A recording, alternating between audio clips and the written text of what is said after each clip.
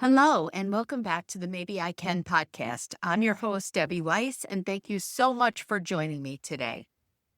Today, we're going to talk about those moments that we've all had where we think, if only I had blank, done something different, made a different choice.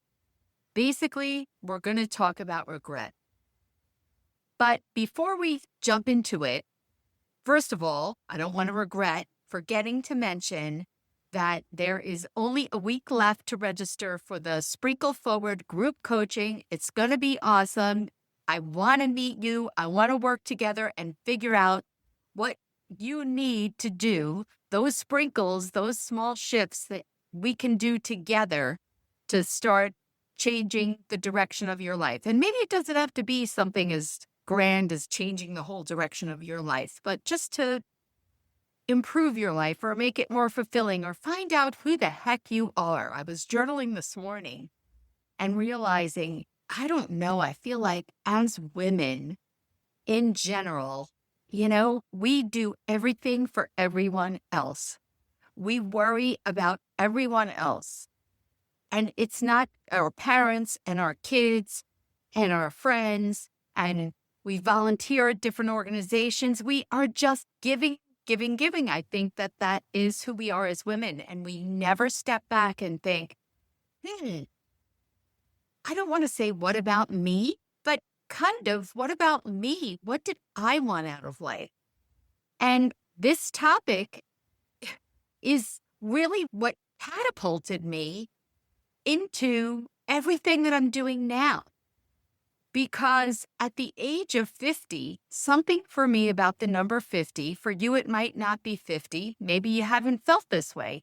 Maybe it was 40. Maybe it was, another age or a life event that made you really take a step back and take a glance of your life as an outsider looking in. And when I did that, I thought, okay, yeah, I've been there for everyone in my life, but have I been there for me?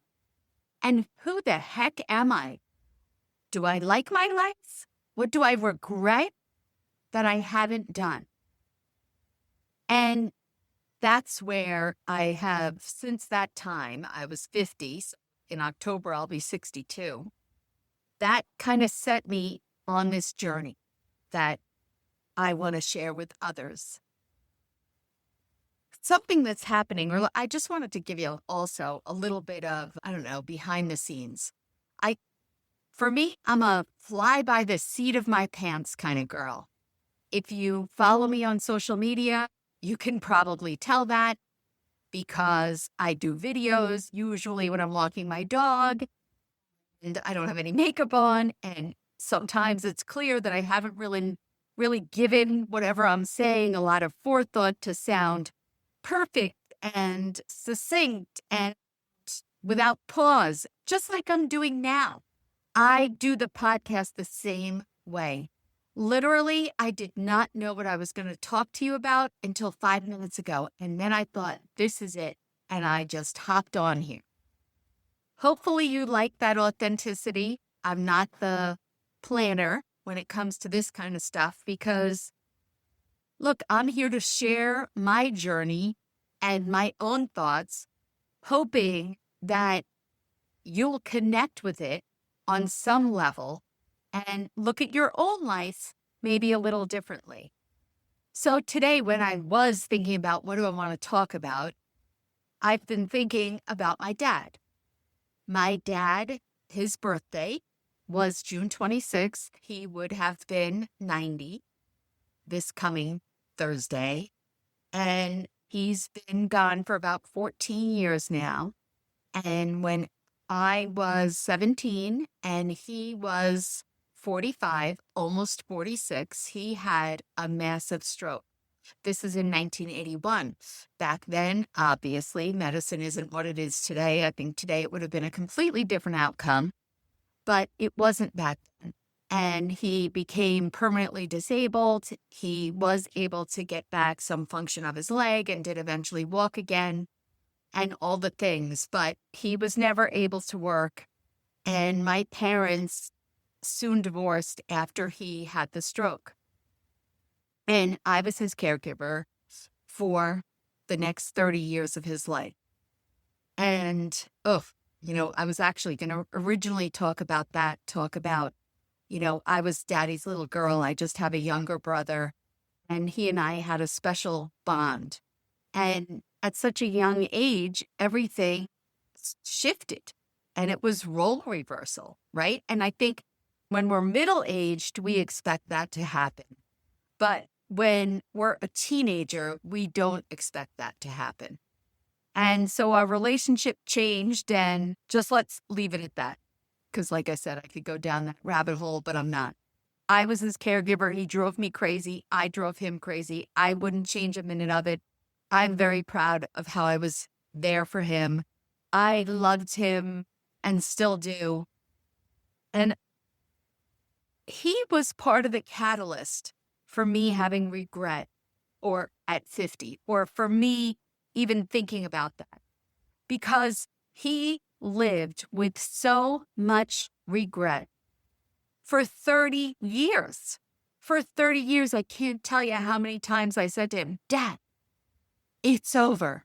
Nothing's changing. Like, I would get a little frustrated because it was crazy that this is what he was thinking about. So let me give you a little bit of background. My mother, if she's listening, which she probably is probably going to say, Debbie, you don't have to tell everyone everything, but I have to in this case because there needs to be a backstory so you understand. So my parents were probably, I don't know, maybe they were married about 15 years. And my father had an affair. And obviously there was something wrong with their marriage. Clearly, having an affair is not the answer. And I do not condone what he did. I think it's awful what he did. And that's why eventually my mother did divorce him. And he never stopped loving my mother. And he'd get angry and like jealous. My mother eventually got remarried. She was with Joe, my stepfather, and he was fantastic for over 30 years. But my father, it drove him crazy because every minute he was berating himself. Why did he do this? This was such a stupid thing to do. And it was a stupid thing to do. But yet, at a certain point, we have all done stupid things, right? They're all different. They're all, I can share that one of my most recent regrets is that my husband died on December 30th, 2022. Prior to that, he was diagnosed with terminal blood cancer 6 months earlier. Right before being diagnosed with the blood cancer, about 6 weeks before, he had been hospitalized for depression and anxiety. And, he came out, he was doing so much better. But when he received the diagnosis, needless to say, for anyone, that throws you into a lot of feelings, emotions that you just don't know how to deal with. And his depression over the next few months really accelerated. I think it really hit the peak when he turned 65, knowing, I think in his mind, this is it. And eventually, all the doctors, he was seeing an oncologist, he was seeing palliative care doctors. Everybody said, Deb, you've got to get him hospitalized for this depression. He was not having his treatments. He was in bed all the time. He was angry. And it was kind of ugly, not kind of, it was very ugly how it all went down. He was eventually taken away from where I'm sitting in this room. This was his room, the last year of his life. And he was taken away by the police and because he had threatened the social worker who had come in to talk to him. Not that he would have done anything, but as soon as that happened, and they don't have a choice, of course, understandably, it was awful. It was awful. Let's just say it turned into about 4 to 5 weeks of complete and utter hell for him and for me. And when he was finally released, he hated me. And he was very mean to me because he blamed me for the whole thing. Now, did I know literally 3.5 weeks later he would die? And I lived with that regret. Oh my gosh, why did I do that? Why did he have to spend the last few months of his life having this happen to him? And I felt that way for quite some time. And my friends and family would say, you didn't have a choice and everyone was telling you to do this. And it's not like you knew what was going to happen. And I think that sometimes we have to give ourselves grace and we have to remember I made the best decision that I could under those circumstances. Everything's easy to decide in hindsight, right? Hindsight is 2020. Now, going back to my father, of course, there was no circumstance that having an affair was the right choice. He made a mistake. He owned up to it. He was living with the consequences, right? He lost my mother. He was divorced. He did not want to be. He wanted to be with my mom. And for the next 30 years, he was not. I feel like, okay, he paid the price. But instead, he beat himself up every day. Every day. Why? Why did I do it? And I think that there can be two sides of regret.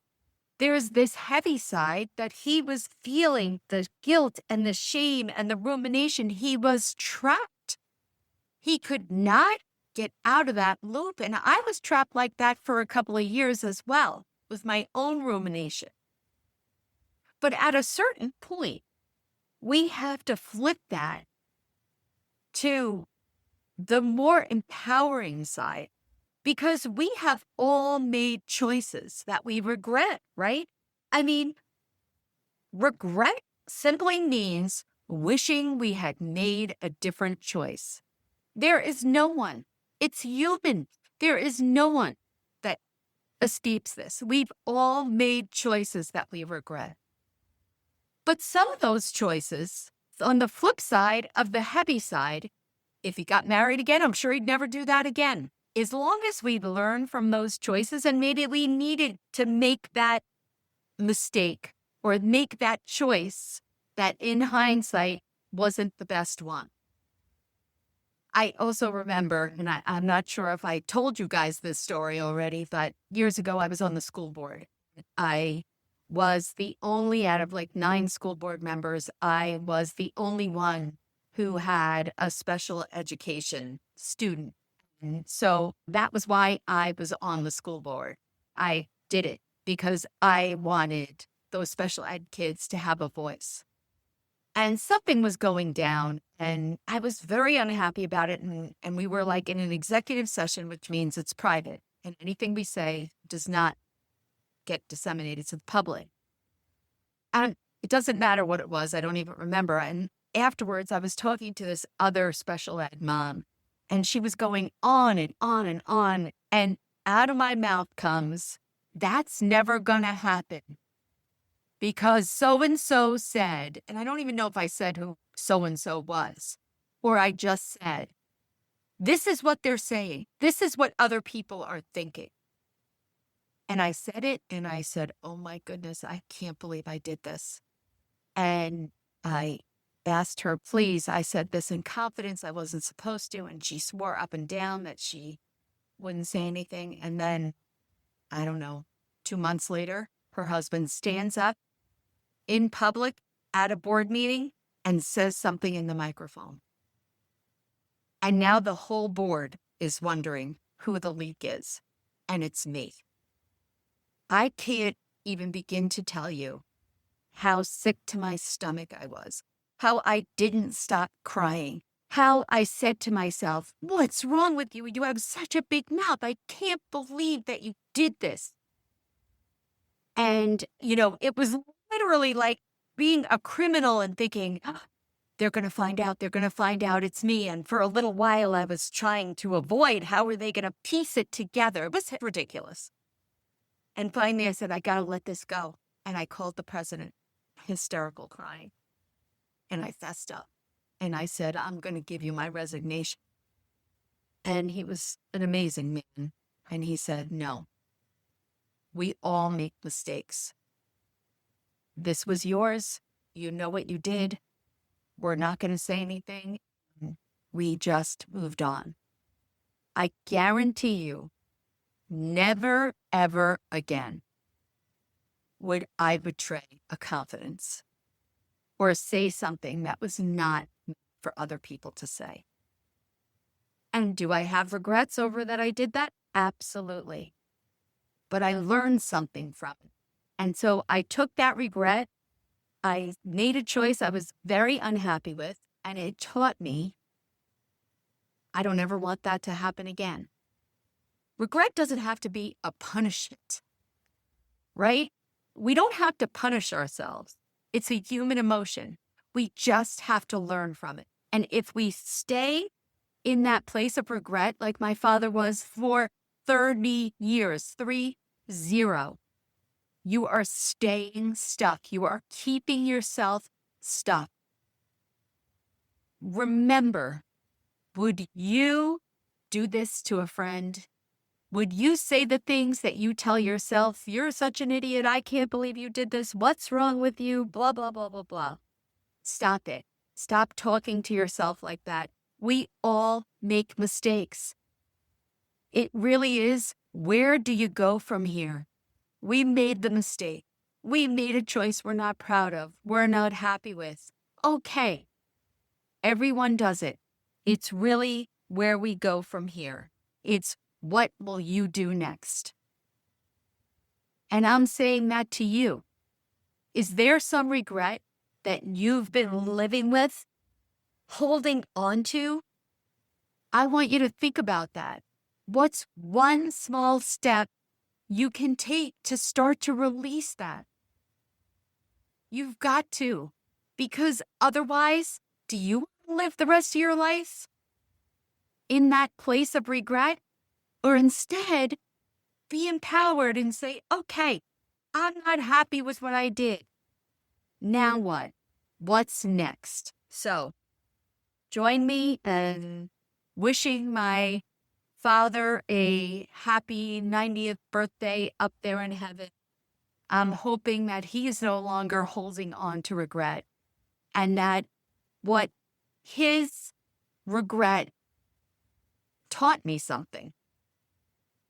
Him holding on to that regret for 30 years made me open my own eyes to say, I don't want that to be me. And I don't want that to be you. Maybe you're thinking, what if? I always wanted to do this. You can.